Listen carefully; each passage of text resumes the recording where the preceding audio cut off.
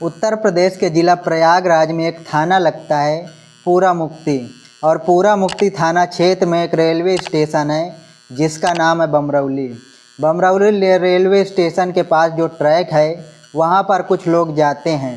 यह तारीख थी 22 अगस्त 2025 की रात लगभग 11:15 बजे के आसपास। कई लोग थे, उनके पास एक लाश होती है और लाश को ट्रैक पर रख देते हैं और इंतज़ार कर रहे थे कि कोई ट्रेन आएगी और उसके साथ इसी के क्षतिग्रस्त हो जाएगी।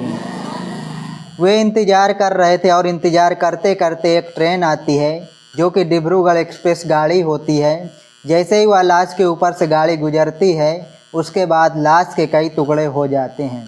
रात का अंधेरा था, उन्होंने अपनी अपनी मोबाइलों की टार्च जलाते हैं, एकदम पास में जाते हैं और जाकर देखते हैं और देखने के बाद कहते हैं कि हाँ, इसके कई टुकड़े हो गए, लेकिन यह अभी भी इसकी पहचान हो जाएगी। एक काम करते हैं, फिर से इस ट्रैक पर इस लाश को रख देते हैं और जब दूसरी ट्रेन गुजरेगी तो उसके बाद और ज़्यादा टुकड़े हो जाएंगे। दरअसल इस ट्रैक पर लगभग 204 ट्रेनें हैं जो लगभग 24 घंटे में गुजर जाती हैं। ट्रेनें आ रही थी, जा रही थी और उस लाश के छोटे छोटे टुकड़े हो रहे थे। जैसा उन्होंने सोचा था कि इसकी पहचान ना हो पाए, ठीक वैसे ही हो जाता है।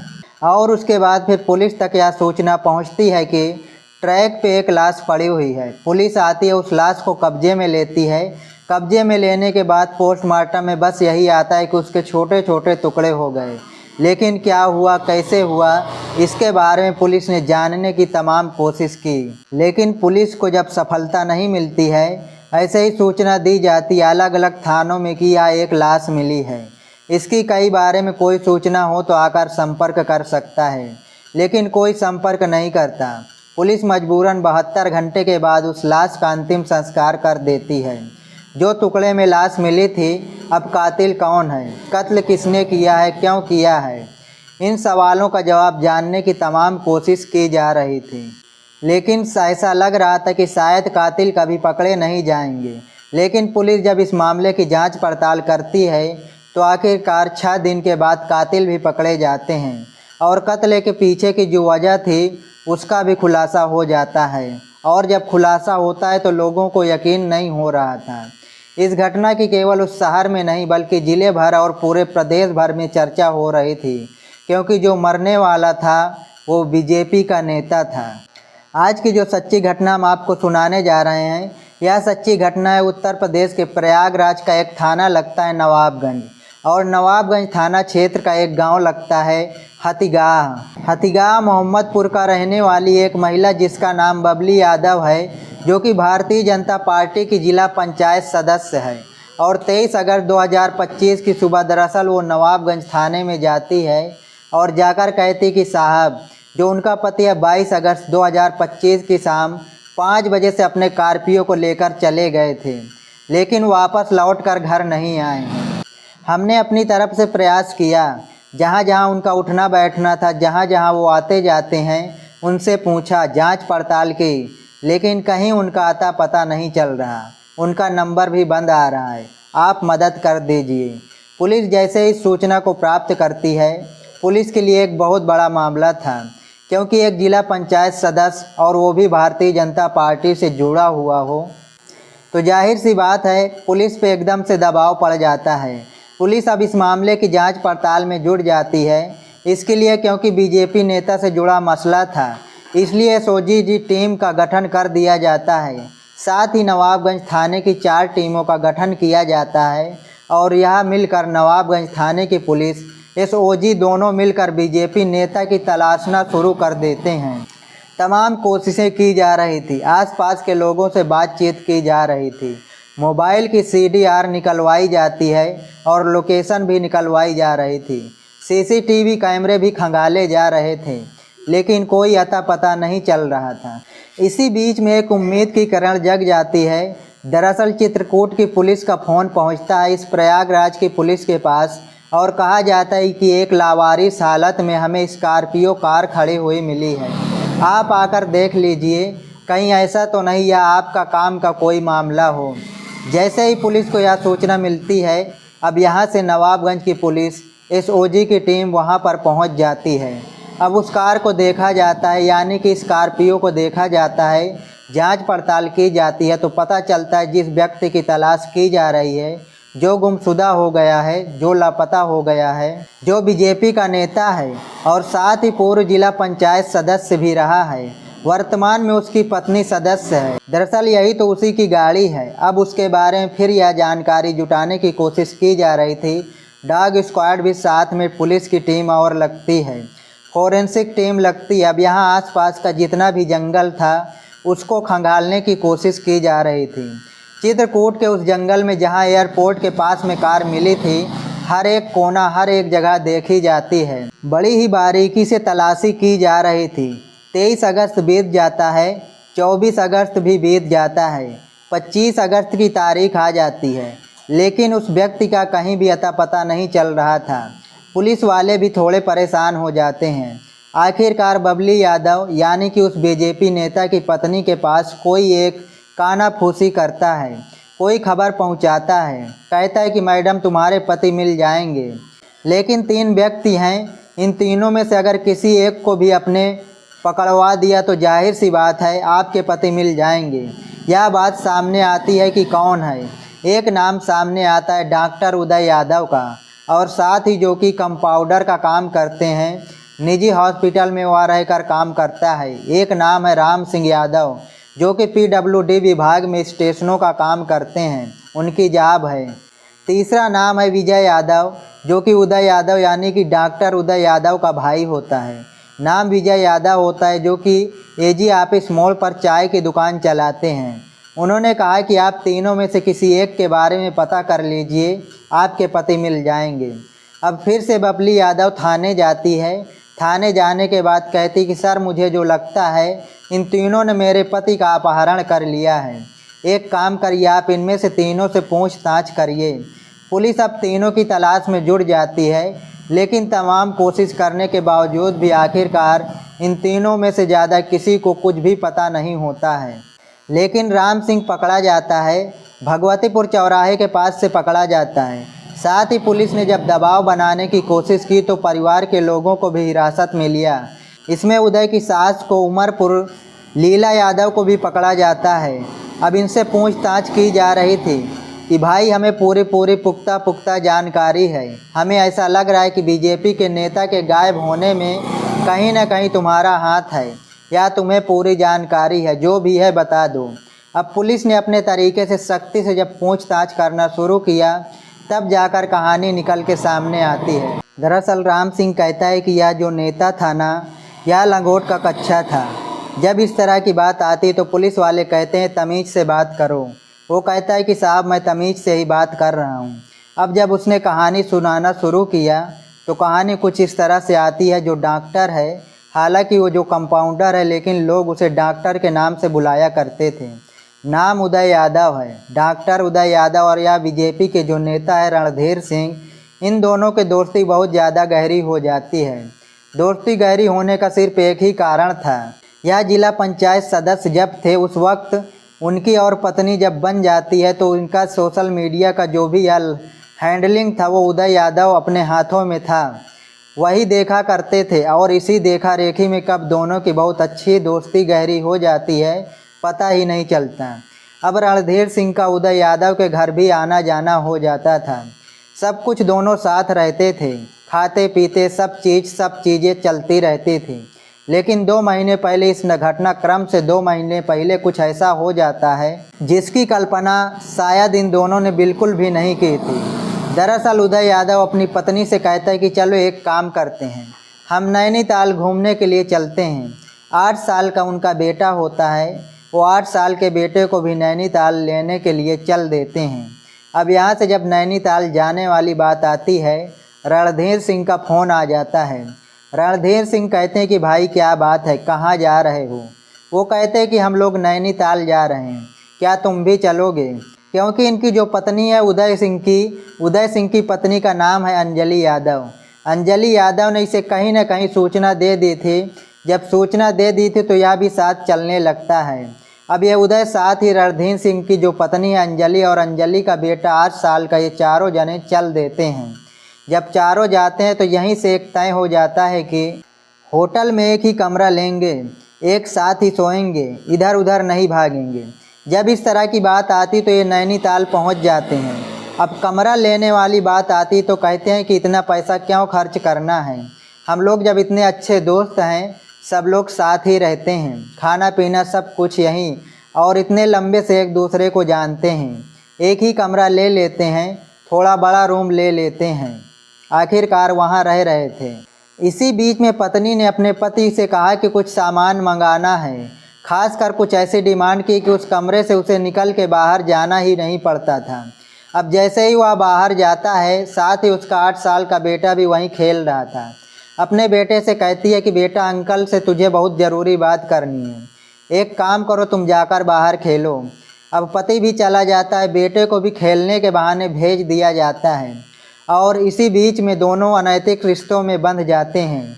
यानी कि दोनों, बताया जाता है कि शारीरिक संबंध बना रहे थे। और इसी बीच में उदय की एंट्री हो जाती है। जैसे ही उदय की एंट्री होती है, उसने अपनी आंखों से उस दृश्य को देख लिया, जिस दृश्य के बारे में अक्सर लोग उसे दबी जुबान में बात करते थे कि तुम्हारी पत्नी का उस नेताजी से कुछ ना कुछ चक्कर है, कुछ ना कुछ ऐसी बात है, वो घर में कभी भी आता है, कभी भी जाता है। तो जब इस तरह की बात थी, अभी तक तो सिर्फ उसने सुना था, लेकिन उसने जब अपनी आंखों से देखा, उसे दुख हुआ, तकलीफ़ हुई। अब यह टूर था, उस टूर को छोड़ देते हैं। वो अपनी पत्नी को, अपने बेटे को लेकर सीधा अपने घर पहुंच जाते हैं। लेकिन वो अपने खुद तो अपने घर आता है, पत्नी को घर लेके नहीं जाता, बल्कि उसके मायके में जो धूमनगंज का एक गांव लगता है, उमरपुर नीवा, वहां पर उस पत्नी को छोड़ के आ जाता है। और यह बात अपनी सास को और साले को बता के आया था कि तुम्हारी जो बेटी है ना, किस तरह के गुल खिला रही है। इसी नाराज़गी में आया था। वो अपने घर रुक जाता है, लेकिन हद तो तब हो जाती है जब अंजलि की रणधीर सिंह यादव से लगातार बातचीत चल रही थी, कम्युनिकेशन चल रहा था, और यह बात कहीं न कहीं पता चल जाती है इस उदयवीर सिंह को। और जब यह बात पता चल जाती तो यहाँ से इसने अपने भाई से भी जिक्र किया, वहाँ अपने ससुराल में जिक्र किया। अब ससुराल में जिक्र करता है तो 11 जुलाई 2025 की तारीख आती है, और पता चलता है कि अंजलि यादव की मौत हो चुकी है। मौत का कारण था जहर। अब जहर दिया गया या उसने खुद लिया है, या तो खैर पुलिस की जांच का विषय है, लेकिन यह बताया जाता है कि खुद ने और ससुराल वालों ने के साथ मिलकर एक कंबाइंड एक प्लान बनाया, और अपनी पत्नी को उसने जहर देकर हत्या कर दी। या तो खैर पुलिस की जांच के बाद स्पष्ट हो सकेगा, लेकिन फ़िलहाल तो यही कहा जा रहा है कि पुलिस को कोई सूचना नहीं दी जाती, और इसके बाद अंतिम संस्कार कर दिया जाता है। अब यहाँ अपनी पत्नी को लेकर, उसकी बातों को लेकर, रणधीर सिंह को लेकर उदय के मन में लगातार गुस्सा पनप रहा था। उसे लग रहा था कि इसका बदला तो लेना ही है, हर हाल में लेना है, क्योंकि रणधीर सिंह को यह बात पता चल चुकी थी। उसने ही होटल में सब कुछ देख लिया था, तो इन दोनों की दोस्ती होना तो मुश्किल काम था। लेकिन उदय अपने ही दोस्त और रिश्तेदार, बताया जाता है राम सिंह, उसका सहारा लेता है, जो कि PWD में स्टेशनों का जो जॉब कर रहा था, उससे बातचीत करता है। तो राम सिंह तैयार हो जाता है। अब राम सिंह ने रणधीर सिंह से संपर्क बनाया, और संपर्क बनाने के बाद ऐसी बातचीत का सिलसिला शुरू किया। एक ऐसी कहानी सुनाई, उसने कहा कि हमारा नाम राम सिंह है, और अंजलि यादव को तो आप अच्छी तरह से जानते होंगे। एक दौर ऐसा था कि हमारा उससे प्रेम प्रसंग चल रहा था, हम उससे शादी करना चाहते थे, लेकिन क्या करें, वो हमारी किस्मत में नहीं थी, और उदय से उसकी शादी हो जाती है। और मुझे इस बात का बहुत मलाल है। यह बात जब कहते हैं दुश्मन का दुश्मन दोस्त होता है, तो ऐसे लगने लगा रणधीर सिंह को जैसे कि यह उदय का दुश्मन है, और यह अब अपना दोस्त बन गया है। लेकिन यह कहानी थी, यह एक ऐसा था कि उसको सिर्फ एक ट्रैप किया जा रहा था, उसको एक जाल में फंसाया जा रहा था। राम सिंह ने ऐसा जाल बिछाया, अगर वो जाल में आ जाता है, दोस्ती गहरी हो जाती है, और यह प्लानिंग कर लेते हैं। और प्लानिंग करने के बाद उदय ने अपने भाई से, जो कि चाय की दुकान चलाता था, विजय, उससे बातचीत की, अपने साले से बात की और सास से बात की। साले और सास ने मिलकर रवि पासी का और जय पासी का इंतज़ाम किया, और उन्होंने कहा कि हम आपको 50,000 देंगे, इस बॉडी को जहां भी तुम हत्या करोगे वहीं ठिकाने लगा देंगे। तारीख चुनी जाती है 22 अगस्त 2025 की। नवाबगंज बाज़ार के पास एक ढाबा होता है, वहाँ बैठकर आराम से खाना वाना खाते हैं और खाना खाने के बाद खूब सारी शराब पीते हैं। और शराब इसको कि यानी कि रणधीर सिंह को पूर्व जिला पंचायत सदस्य जो कि बबली यादव के पति जो बीजेपी के नेता हैं, इनको जानबूझकर ज़्यादा मात्रा में शराब पिलाई जाती है। जब वह बेहोशी की हालत में हो जाते हैं, इसके बाद यहाँ से गाड़ी चलने लगती है और जो गाड़ी चल रही थी तभी कोई भारी वस्तु उनके सर में मारी जाती है और जो बेहोशी जैसी हालत हो जाती है, उसके बाद उनकी गला दबाकर हत्या कर दी जाती है। लेकिन उदय का गुस्सा अभी भी शांत नहीं हो रहा था। उसे बार बार वो मरे हुए इंसान को जो पीछे पड़ा हुआ है गाड़ी में उसको फिर से मार रहा है, पीट रहा है, छेद रहा है और वो अपना गुस्सा जाहिर कर रहा है, क्योंकि ये सारी कहानी पुलिस को राम सिंह ने सुनाई थी। उसके बाद यहाँ से वो अलग जाते हैं। अलग जाने के बाद जो गाड़ी चल रही थी, इनका इरादा था कि इसको कहीं ठिकाने लगाते हैं, लेकिन रवि पासी और जय पासी ने जय सिंह से कहा कि इस लाश को हम अपने तरीके से ठिकाने लगाएंगे और ये बमरौली रेलवे स्टेशन के पास ट्रैक के पास ले जाते हैं। उन्हें पता था कि यहाँ से इस ट्रैक से 24 घंटे में 204 ट्रेनें गुजरती हैं, जो एक्सप्रेस भी होती हैं और धीमी चलने वाली भी होती हैं। इस लाश के इतने टुकड़े हो जाएंगे कोई अंदाज़ा भी नहीं लगा पाएगा कि मरने का क्या कारण था। फिर भी उन्होंने एहतियात के तौर पर उसके चेहरे को किसी ईंट पत्थर से पूरी तरह से बिगाड़ दिया था, ताकि ऐसा ना हो कि इसके चेहरे की पहचान हो सके। और उसके बाद वो आराम से इत्मीनान से देख रहे थे।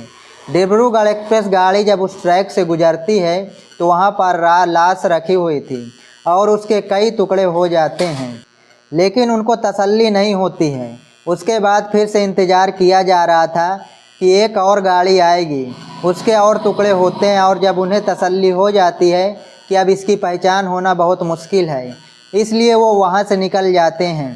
रवि पासी और जय सिंह ये निकल जाते हैं। साथ ही जो 3 होते हैं, राम सिंह, विजय और जो उसका एक नौकर भी साथ में था, सुजीत जिसका नाम होता है।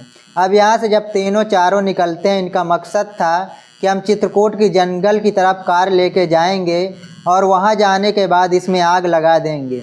लेकिन जब यह गाड़ी एयरपोर्ट के पास पहुँचती है तो अचानक से ये गाड़ी ख़राब हो जाती है और जैसे ही गाड़ी ख़राब होती तो उसके बाद फिर ये गाड़ी वहीं छोड़ के उसको निकल जाते हैं। ये गाड़ी दूसरे दिन यानी कि 23 अगस्त को ही मिल जाती है। इस घटनाक्रम का खुलासा 28 अगस्त 2025 को हत्या के 6 दिन के बाद होता है, लेकिन लोगों को यकीन नहीं हो रहा था कि हत्या के पीछे की यह वजह है। बबली यादव ने तो यहाँ तक आरोप लगाया कि किसी बड़े नेता के कहने पर आकर ही हत्या की गई है, लेकिन वह बड़ा नेता कौन है तो उसके बारे में कोई जानकारी नहीं है। उन्होंने मीडिया को बताया। साथ ही उन्होंने ये कहा कि जब इसकी उदय यादव की बहन की शादी होती है तो 5 लाख उधार लिया था। यह 5 लाख में 2,50,000 वापस लेने की बात कर रहे थे, वो ना देने पड़े, इसलिए इन्होंने हत्या की है। लेकिन पुलिस के सामने जो बात आती है वो यही आती कि अंजलि यादव जो कि उदयवीर की पत्नी होती है, रणधीर सिंह के साथ उसके अवैध संबंध थे और इस अवैध संबंध के बारे में उदय सिंह को जब पता चल जाता है और इस बात पर उसकी हत्या हो जाती है। दोस्तों, इस घटनाक्रम के बारे में आप लोग क्या कहना चाहेंगे? दोस्तों, इसीलिए कहते हैं शराब नशा पत्ती से दूर रहना चाहिए, क्योंकि कई बार इन्हीं चीज़ों का इस्तेमाल आपकी हत्या के रूप में किया जाता है, क्योंकि जो आपकी कमज़ोरी होती है, जो आपकी ताकत होती है, सबसे पहले उसी को मोहरा आदमी आपका दुश्मन मोहरा बनाएगा। तो इस कहानी को सुनाने का उद्देश्य किसी को परेशान करना नहीं, किसी का दिल दुखाना नहीं है, बल्कि आपको जागरूक करना है, आपको सतर्क करना है, देश में हो रही घटनाओं से आपको अवगत कराना है। तो मिलते हैं किसी ऐसे ही घटना, किसी ऐसी कहानी के साथ। तब तक के लिए नमस्कार, जय हिंद।